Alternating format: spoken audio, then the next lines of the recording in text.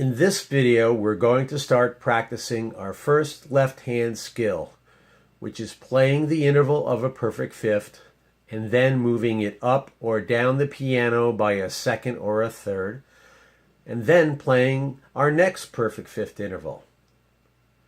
Let's start by placing the pinky of our left hand finger, number 5, on C3. Here is C4, which is known as middle C and is labeled on your piano. And the next C down is C3.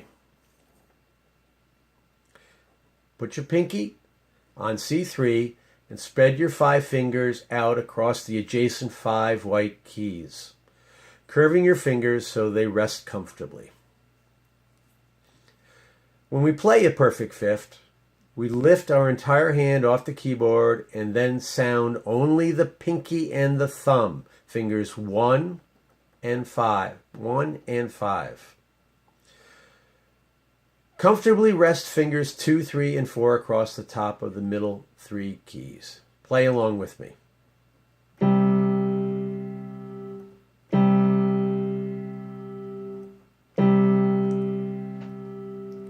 Perfect fifths are named by the lower of the 2 notes you are playing, which the one in your pinky, finger number 5, is sounding.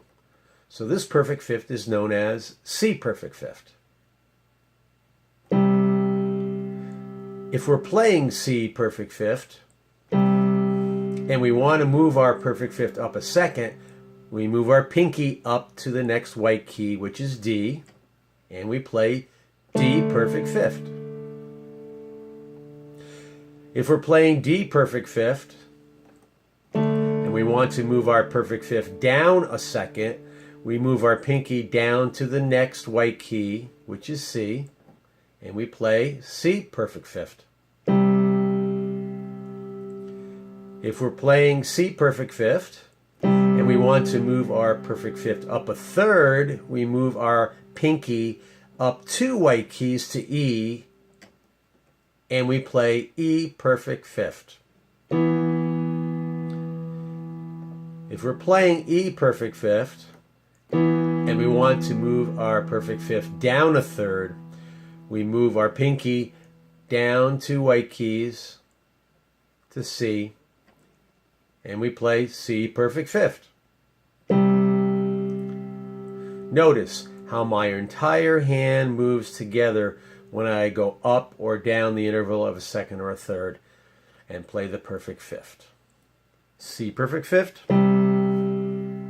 D perfect fifth, back to C perfect fifth, up a third to E perfect fifth, down a third to C perfect fifth. When moving up a second or third or down a second or third, you should never be thinking about your entire hand. You should only be thinking about your pinky, finger number 5, the root of the chord, and where you are moving it. The rest of your hand will naturally move along with your pinky simultaneously. This is known as muscle memory. And through practice, this muscle memory will become a natural action that you won't have to think about after a while. Now we're going to get even more specific about how we practice moving our pinky and through muscle memory the rest of our hand up or down a second, and eventually up and down a third to play the next perfect fifth.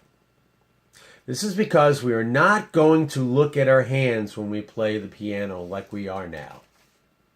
We're going to be looking at the music, but we still want to have total confidence that our hand is in the correct position before we play the next perfect fifth. To gain that confidence, we're going to have to practice the next series of actions over and over again, very slowly at first, until we perfect them, speed them up, and they become second nature and natural to our playing style. Then we'll never have to think about them again as we play perfect fifths up and down seconds or thirds. In playing these series of next actions,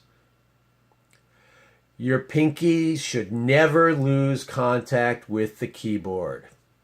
You're going to be looking at the music when you play and not looking at your hands. The action of your pinky losing contact with the keyboard and jumping up or down a second or a third is no different than blindfolding you and asking you to jump across a cliff to the other side.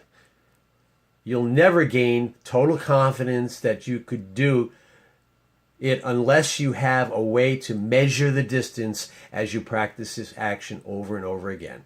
So remember, never let your pinky lose contact with the keyboard until you get to your destination and play the next chord.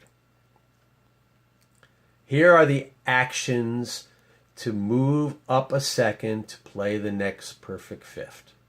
Get your hand ready to play C perfect fifth. Now look away from the piano. Don't look at your hands. Just listen to what I say and do what I'm asking you to do. Play C perfect fifth. And keep holding your pinky and thumb down so the keys are sounding. Now, move your pinky across the key if need be until you can feel the edge of the next higher white key. Slowly lift your pinky up along the edge so that the white key until you get to the top and it slides across the crack onto the next higher white key. The entire rest of your hand should lift and move as your pinky slides across the crack. Once your pinky slides across the crack, play D perfect fifth. Look at your hands this time. We're going to try it again. You play C perfect fifth, feel the edge, slide up across the crack, and play D perfect fifth. Never losing contact with the keyboard. Let's do it again. Play C perfect fifth, feel the edge, slide across the crack, play D. Again, go back to C perfect fifth, feel the edge, slide up across the crack, play D. One more time. C perfect fifth, feel the edge, slide across the crack, play D. To go down a second, you do the opposite. You play D perfect fifth, feel the edge of the key below, slide across, up the wall, across the crack, play C perfect fifth. Do it one more time. Play D perfect fifth, feel the edge, up, across, play D, C perfect fifth. Remember, you should be practicing the actions without looking at your hands. Let's go back and forth. Here goes. Starting on C. C, up and across, D. Down and across, C. Feel the edge, D. Feel the edge, go across the crack, C. Feel the edge, go across the crack. Remember, you're thinking about your pinky only, and the other fingers are coming along for the ride. Back up to D. Okay. Now let's talk about playing perfect fifths up and down by a third. The only difference is that you slide your pinky across two cracks instead of one. Let's try it. Back and forth between C and E. First, look at your hand when you do it, and then if you can, don't look at your hand, okay?